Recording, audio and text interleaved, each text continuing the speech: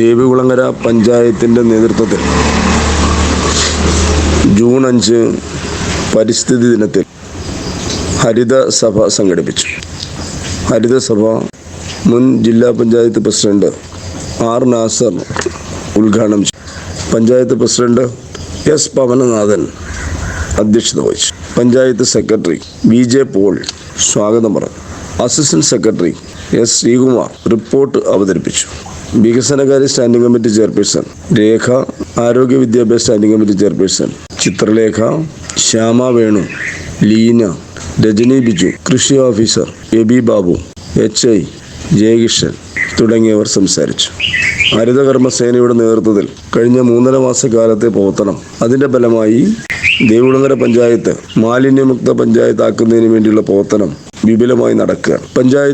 പഞ്ചായത്ത് തല സമിതി കൂടുകയും മെയ് മാസം 15 മുഴുവൻ സർക്കാർ, അർദ്ധ സർക്കാർ, സ്വകാര്യ സ്ഥാപനങ്ങളെല്ലാം മാലിന്യമുക്ത സ്ഥാപനങ്ങളായി പ്രഖ്യാപിച്ചു. തൊഴിലുറപ്പ് തൊഴിലാളിയുടെ നേതൃത്വത്തിൽ 2 ദിവസക്കാലം പൂർണ്ണമായി ശുചീകരണ പ്രവർത്തനങ്ങൾ, തോട്, ചാല് തുടങ്ങിയ സ്ഥലങ്ങൾ വൃത്തിയാക്കി. 19-ാം തീയതി വീടുകളെല്ലാം, പരിസരങ്ങളെല്ലാം വൃത്തിയാക്കുന്ന പ്രവർത്തനം നടന്നു. 21-ാം തീയതി പഞ്ചായത്ത് തല ശുചീകരണ പ്രവർത്തനം നടന്നു.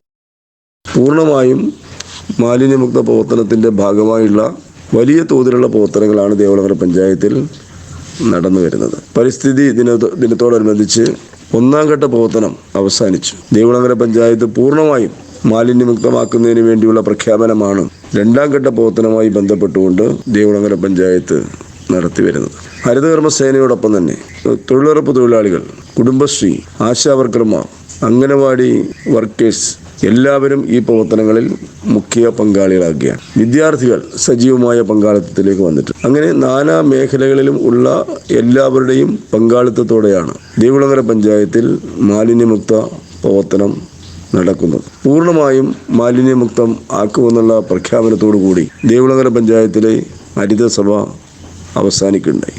ഹൈക്കോടതിയിലെ നിരീക്ഷകരും LSCയുടെ നിരീക്ഷകരും പങ്കെടുത്തുകൊണ്ടാണ് ഹരിതസഭ സംഘടിപ്പിച്ചത്. തൊഴിലുറപ്പ് തൊഴിലാളികളും കുടുംബശ്രീ അംഗങ്ങളും ആശാവർക്കർമാരും അംഗനവാടി വർക്കർമാരും ഹെൽത്ത് സർവീസിലെ ആൾക്കാർ, മുഴുവൻ പഞ്ചായത്തിലെ ഘടകസ്ഥാപനത്തിലെ ഉദ്യോഗസ്ഥർ, ഡിപ്പാർട്ട്മെൻറ്റ് ഹെഡ്, അങ്ങനെ തുടങ്ങി നാനാ മേഖലയിലുള്ളവരും പങ്കെടുത്തുകൊണ്ടാണ് ഹരിതസഭ തണ്ണീർ വനത്തിൽ വെച്ച് സംഘടിപ്പിച്ചത്. ഈ പരിപാടി തുടരുകയാണ്.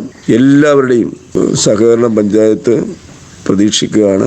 കേരള സർക്കാർ നടത്തിവരുന്ന മാലിന്യമുക്ത നവകേരളം എന്ന പ്രഖ്യാപനത്തിന് വേണ്ടി ദേവികുളങ്ങര പഞ്ചായത്തും ഞങ്ങളെ കൊണ്ടാകുന്നത് മുഴുവൻ ചെയ്യുന്ന പ്രവർത്തനം ആരംഭിച്ചിരിക്കുകയാണ്.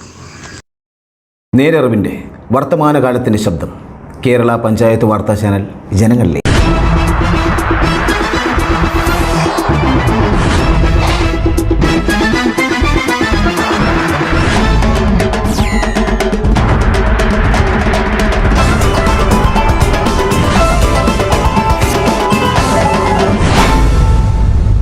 ജനങ്ങളുടെ പ്രശ്നങ്ങൾ, പ്രശ്നപരിഹാരങ്ങൾ കേരള പഞ്ചായത്ത് വാർത്താ ചാനലിലൂടെ പരിഹരിക്കപ്പെടും.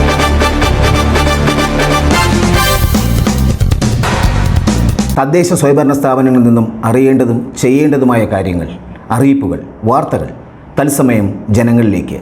കേരള പഞ്ചായത്ത് വാർത്താ ചാനൽ. കേരള പഞ്ചായത്ത് വാർത്താ ചാനൽ അവതരിപ്പിക്കുന്ന പുതുമയുള്ള ചില പരിപാടികൾ.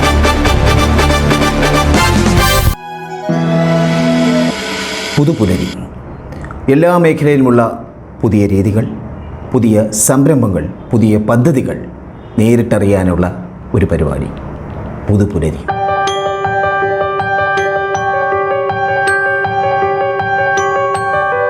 Voice of panchayat.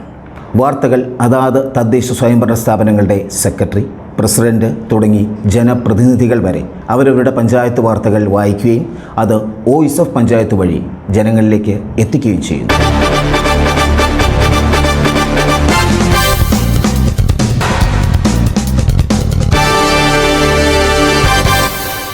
നാട്ടുവിശേഷം. നമ്മുടെ നാട്ടിൽ നടക്കുന്ന സുപ്രധാന വിഷയങ്ങൾ, ജനങ്ങൾ ചർച്ച ചെയ്യുന്ന വിഷയങ്ങൾ ജനങ്ങളിലേക്ക് എത്തിക്കുന്നു നാട്ടുവിശേഷത്തിലൂടെ.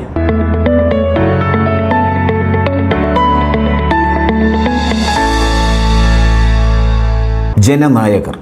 നാടിനു വേണ്ടി ജനനായകർ ഏർപ്പെടുത്തിയിട്ടുള്ള പദ്ധതികൾ അവർ തന്നെ നിങ്ങൾക്ക് മുമ്പിൽ പരിചയപ്പെടുത്തുന്നു. ജനനായകർ എന്ന പദ്ധതി.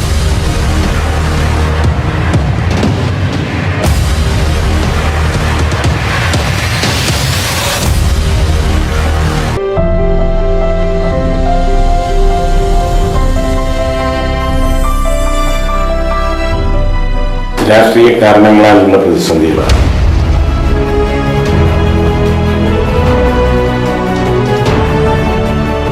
ആ കാലയളവിലൊക്കെ ഞങ്ങളുടെ സഹോദര പാർട്ടിയായ CPM-ഉമായിട്ട് സ്വാഭാവികമായി തന്നെ വലിയ വൈരുദ്ധ്യങ്ങളുണ്ടായിരുന്നു, തർക്കങ്ങളുണ്ടായിരുന്നു.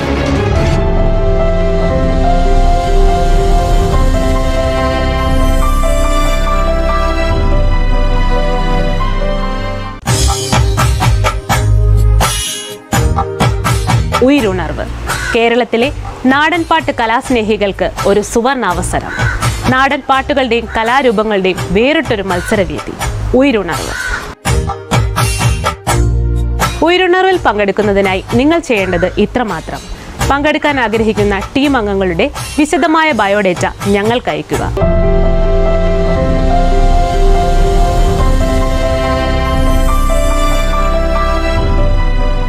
കേരളത്തിലെ ശുദ്ധജല തടാകം സാറിന്റെ കാമുകി എന്നാണ് വിശേഷിപ്പിക്കുന്നത്.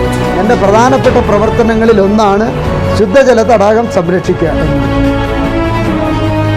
ഒരു ചുവന്ന കൊടി പിടിച്ച പ്രസ്ഥാനത്തിൽ നിന്നും മറ്റൊരു പ്രസ്ഥാനത്തിലേക്ക് പാളയത്തിലേക്ക് പോയപ്പോൾ സ്വാഭാവികമായും ദുഃഖം ഉണ്ടായിട്ടുണ്ട്.